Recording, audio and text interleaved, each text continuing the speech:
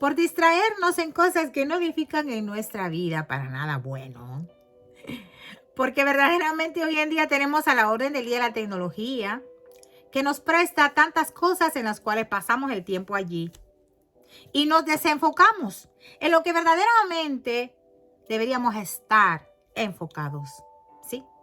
En esta hora, hermana Aura, en Casa de Dios y Puerta del Cielo para las Naciones, se trae una reflexión de la palabra de Dios como siempre y seré breve. Prometo no robarte tiempo, pero por favor, si este video es de bendición, compártelo para que otras vidas sean bendecidas. Amén. Sí, entonces fíjate que vamos a leer la palabra de Dios con nuestro tema titulado El llamado.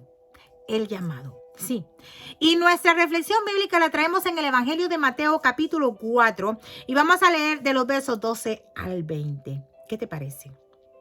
Bueno, dice la palabra de Dios siempre con reverencia al Padre, al Hijo y al Espíritu Santo de Dios. Dice, cuando Jesús oyó que Juan estaba preso, volvió a Galilea. Y dejando a Nazaret, vino y habitó en Capernaum, ciudad marítima, en la región de Zabulón y de Neftalí, para que se cumpliese lo dicho por el profeta Isaías cuando dijo, tierra de Zabulón y tierra de Neftalí, camino del mar, al otro lado del Jordán, Galilea de los gentiles. El pueblo asentado en tinieblas vio gran luz, y a los asentados en región de sombra de muerte, luz le resplandeció. Desde entonces comenzó Jesús a predicar y a decir, arrepentíos, porque el reino de los cielos se ha acercado. Aleluya. Andando Jesús junto al mar de Galilea, vio a dos hermanos, Simón, llamado Pedro, y Andrés su hermano, aleluya, que echaban la red en el mar, porque eran pescadores. Y les dijo, venid en pos de mí, y os haré pescadores de hombres. Ellos entonces, dejando al instante las redes, le siguieron. Pasando de ahí vio a otros dos hermanos, Jacobo, hijo de Zebedeo, y Juan, su hermano, en la barca con Zebedeo, su padre, que remendaban sus redes, y los llamó. Los llamó. Por eso nuestra reflexión, el llamado. Y ellos, dejando al instante la barca y a su padre, le siguieron. Señor, hazme una mensajera fiel a tu palabra, para que traiga alegría y refrigerio a tu corazón. Muchas vidas sean vivificadas y muchas almas sean salvas para la gloria de tu Hijo Jesús. Amén. El llamado. ¿Cuántas veces no te ha llamado a ti el Señor? Y te has desentendido de su llamado. Estás distraído en el trabajo, en los problemas, en la tecnología. Cualquier cosa que no tenga nada que ver con tu llamado te distrae. El Señor acá se dio cuenta que Juan ya había entrado a la cárcel y ese era ya el final de Juan el Bautista. Ya él lo sabía. Por eso inmediatamente dejó Nazaret y fue a Galilea. ¿Sí? Fíjate qué interesante. ¿Por qué? Porque ahí empezaba su ministerio. Ahí empezaba ya su ministerio. Empezó allí a hacer milagros. Pero él llamó a Pedro, a Andrés, a Juan, a Jacobo, para empezar pescadores. Pescadores. Gente sin letra. Gente que no sabía nada acerca de lo que era la educación sistemática. Pero mira, qué interesante. Es que Dios no va a llamar a personas que ya estén preparadas.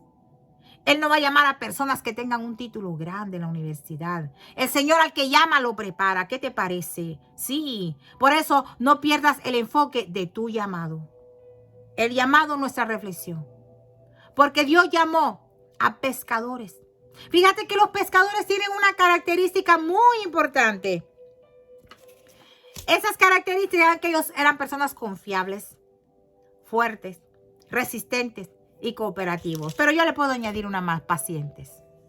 Pacientes. Aunque Pedro, si conocemos la historia y leemos los evangelios, Pedro pues como que no tenía mucha paciencia. Era muy, ¿qué te digo? Rápido, pues él se alteraba. Pero los pescadores eran confiables. Por eso el Señor los llamó. Eran hombres fuertes. Eran hombres cooperativos. Porque estaban trabajando en unión. Sí. Eran personas que verdaderamente Dios iba a usar para hacerlos pescadores de hombres. Una de las cosas más importantes que tiene el pescador de hombres es que tiene paciencia. Como el pescador común que tira el anzuelo y se queda esperando, esperando y esperando hasta que el pescado muerda el anzuelo. ¿Sí? La paciencia. Por eso nosotros nos caracterizamos por la paciencia, que es un fruto del Espíritu Santo que tenemos que dar. Saber esperar el tiempo de Dios. Ay, es que tengo tantos años de estar orando por mi esposo para que llegue a los pies de Cristo y ya pasaron 10, 15, 20 años y no deja el vicio. Cualquiera que sea. Es que todo es al tiempo de Dios. No es al tiempo tuyo. Es al tiempo de Dios. Por eso pescadores. Pescadores de hombres. Y el Señor los fue preparando. Fíjate qué interesante. Porque ellos serían los que continuarían el trabajo que el Señor empezó a hacer acá con su ministerio. La obra de Dios, el reino de Dios. Tenía que ser proclamado por todo el mundo, hasta el último rincón del mundo. Y cuando este evangelio llegue hasta el último rincón, entonces llega el fin de la iglesia. Llega el fin del llamado de los obreros del Señor. ¿Qué te parece? Sí. El Señor es maravilloso. Y el Señor te está llamando. ¿Sí? Una de las cosas muy importantes que tienes que darte cuenta, si tú vas a leer este capítulo 4 y lees el verso y el capítulo 3 también. Cuando el Señor fue bautizado. ¿Qué pasó después que se bautizó? Por eso el bautismo es muy importante. Bautízate para que el Señor confirme tu llamado. Para que el Señor te haga ver el propósito para el cual Él te ha llamado. Si tú no te bautizas, nunca vas a ver ese propósito. Por eso es muy importante bautizarte. No es para salvarte. El bautismo no salva. El bautismo no salva. El bautismo te confirma a ti tu llamado. ¿Por qué? Porque tú te vas a someter a Dios. Vas a matar esta carne de verdad. Por eso hay muchos que no se quieren bautizar porque saben que es un compromiso muy grande. Pero no saben lo que se están perdiendo. Así que yo los invito. Atiendan el llamado de Dios. Deja que el Señor te confirme ese llamado. Bendito sea su nombre para siempre. Mira cómo el Señor, después que se bautizó, pasó la tentación y luego,